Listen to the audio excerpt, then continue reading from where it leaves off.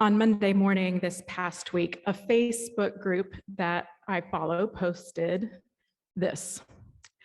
I will read it to you because it's tiny. Cuisine by team. Catholic. Meals that are divinely inspired. Italian, Mexican, French, Spanish. The foods you want to eat for a nice date. Mouth is watering just reading this. Praise to you, Lord Jesus. Orthodox. Meals divinely inspired. Meals Jesus ate. Meals Jesus made. Also much watering of the mouth. Then for great Lent you eat air and sunlight. Protestants. Haggis. Imagine dog food stuffed into an animal stomach and cooked. Also, jellied eels. Jello, but fishy. Beans and toast. I immediately responded, okay, that's it. I'm converting. Feed me and I'm yours.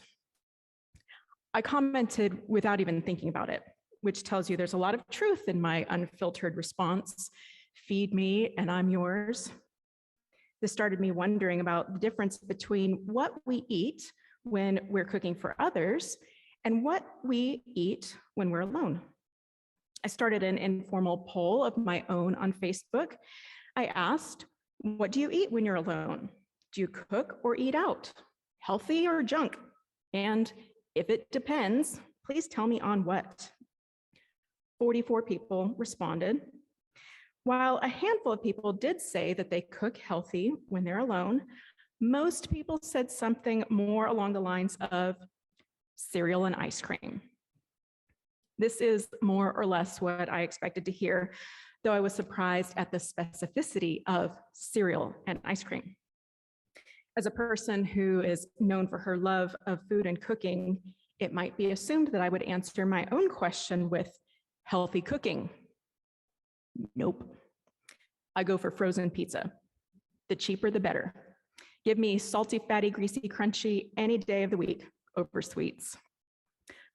Hot dogs too, Joyce.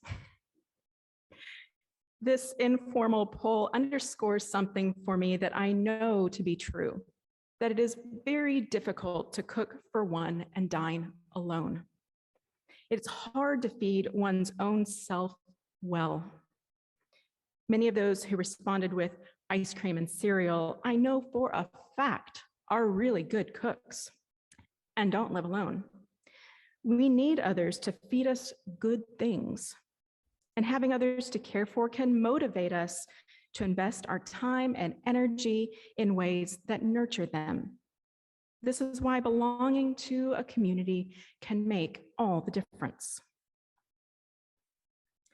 The last time I preached today's text from John 21, 3 years ago, Lynn Jost actually barbecued fish over a charcoal fire in my Weber kettle grill right out here in the Memorial Garden during the service. And then he invited all of us out into the garden for a bite of bread and fish as part of the children's moment. I don't think we were prepared for how many people ended up coming outside. There certainly was not enough bread and fish to go around. But we just kept breaking it, and somehow, miraculously, there was enough. I still remember the smell of smoke on my clothes when I stepped up here to the pulpit. Between the smoke that lingered and the way those few pieces of bread and fish just kept stretching, it was a powerful and seriously mystical kind of experience. The story we have here in John chapter 21 is considered something of an epilogue. The scene opens with Peter deciding to go fishing and a handful of other disciples deciding to go with him. They've gone back to doing what they know, with Peter seeming to have emerged as their leader. They fished all night, and in the morning, Jesus appears on the beach. "Y'all catch anything?" he shouts from the beach. One commentator notes here that the disciples actually never catch anything without some kind of intervention from Jesus, some kind of professional fisherman. Why don't you try fishing on the other side of the boat? Jesus suggests, because fish don't swim under or around boats. And then, of course, they catch a great load of fish. After this, the beloved disciple, commonly understood to be John, the writer of this gospel record, recognizes Jesus and tells Peter. Peter promptly gets dressed and jumps into the water. The others come in the boat, dragging the net of fish. Did you catch that? Thanks. Peter was fishing naked, gets dressed, and then jumps into the water. This is curious. The Gospel of John is loaded with symbolism and references to other biblical texts. This particular moment seems to recall the episode from Genesis chapter 3 in the Garden of Eden, when after eating the forbidden fruit, the man and woman realize they're naked and in shame hide their nakedness from God. When they get to the shore, they see that Jesus has a charcoal fire going. A charcoal fire. Those words ignite my imagination and reach deep into the roots of our human collective consciousness. Memories of hearth fire and campfire. Memories that evoke feelings of warmth and security, of being cared for and nourished. Ancestral memories of villages and tribes where no one was lonely or forgotten. This was what I was experiencing 3 years ago when I could still smell that smoke from Lynn's charcoal fire on my clothes. Not coincidentally, anthropologists say that it is cooking that is what makes us human. I always thought it was the discovery of fire, but apparently it's what we do with that fire. Cooking transforms raw ingredients. It's mystical. In the introduction to his book, Cooked, A Natural History of Transformation, Michael Pollan says, quote, "In ancient Greece, the word for cook, butcher, and priest is the same, magiros, and the word shares an etymological root with magic," end quote. And here is Jesus, cooking outside with fire, barbecuing. He's doing that thing that makes us human. And he's cooking for his friends, a hands-on demonstration of how to care for one another, of how shame can be healed. Jesus asks for some of the fish they've got. Naturally, Peter hauls in the whole net. And then Jesus invites them to come and eat. The narrator tells the reader that this is the third appearance of Jesus to them after his resurrection. And it's like we're being set up to think about things that happen in threes. Again, the Gospel of John likes symbolism. In verse 13, the text says, Jesus came and took the bread and gave it to them, and did the same with the fish. In our Lectio Divina group this week, one person said, I feel like it needs to say blessed, like he took the bread and blessed it and gave it to them. And I said, I think that's exactly what the writer intended to evoke, that sense that this meal is along the same lines of that last one that they shared together, the one we now refer to as communion, the Eucharist, the Lord's Supper, the night Jesus was betrayed, the night Peter denied knowing him 3 times. No doubt Peter himself would vividly remember that moment of human failure. I imagine his gut would still roil and his face still throb with shame.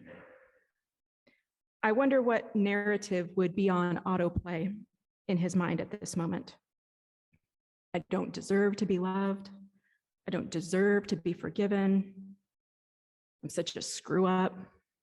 I never get anything right. Back in chapter 18, the Gospel of John says that it was a charcoal fire that Peter was standing around with others when he denied knowing Jesus 3 times. It's the only other place in the New Testament that this word, translated charcoal fire, is used. Interestingly, a related word is used in Romans 12:20, referencing the kind of shame inflicted upon one's enemies by acts of kindness. And then it comes, perhaps the very moment that Peter's been dreading. Jesus turns to him and says, "Do you love me more than these?" "Yes, Lord, you know that I love you." "Feed my lambs." Again, "Do you love me?" "Yes, Lord, you know that I love you." "Tend my sheep." Again, "Do you love me?" "Lord, you know everything." Read, "You know how I failed you. You know that I love you. Feed my sheep." The scene ends with cryptic words about the kind of death Peter will experience, which may have been included more for the benefit of the reader than for Peter. But Jesus' clear words to Peter, whom Jesus establishes as the rock upon whom the church will be built, concludes with the invitation to follow me. Not believe in me or have faith in me, follow me. This is so like Jesus, to restore Peter to a place of wholeness and entrust him with the leadership of his flock.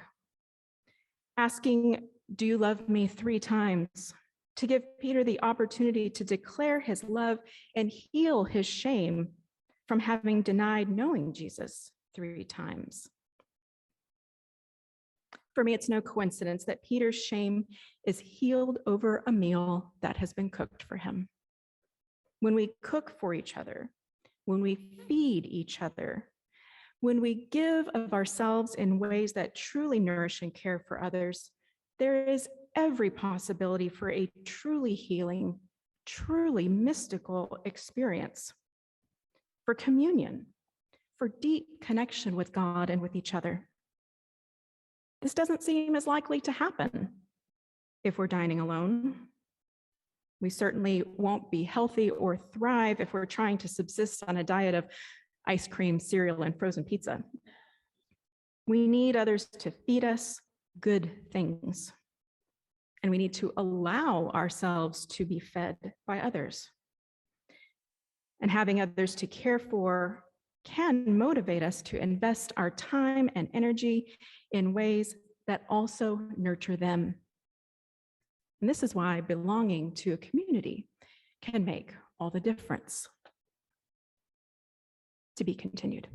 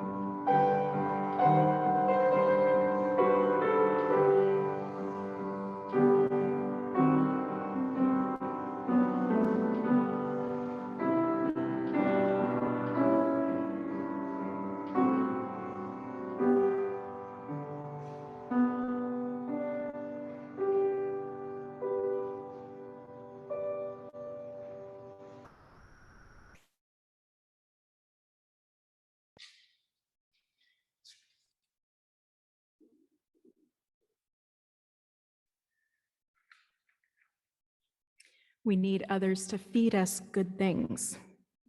We need to allow ourselves to be fed by others. And having others to care for can motivate us to invest our time and energy in ways that nurture them as well.